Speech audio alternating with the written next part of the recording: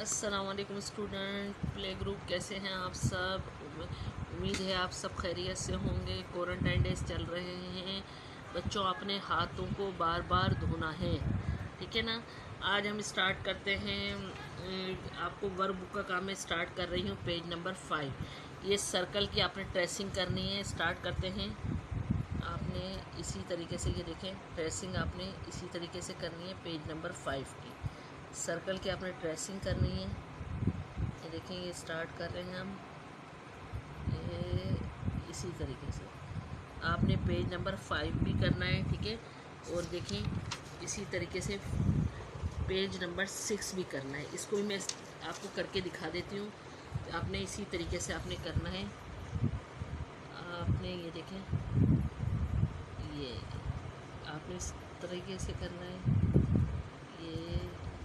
یہ پیچھے آپ نے ان سب کی آپ نے پریکٹس کی ہوئی ہے، سرکل کی بھی، ٹھیک ہے، اسٹریٹ لائن کی بھی، ٹھیک ہے؟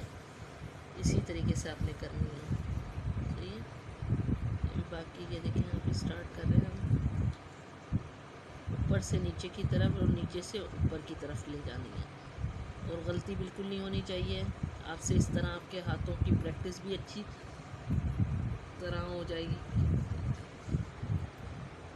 اسی طرح آپ نے پیج نمبر 5 اور 6 کرنی ہے، ٹھیک ہے؟ Thank you.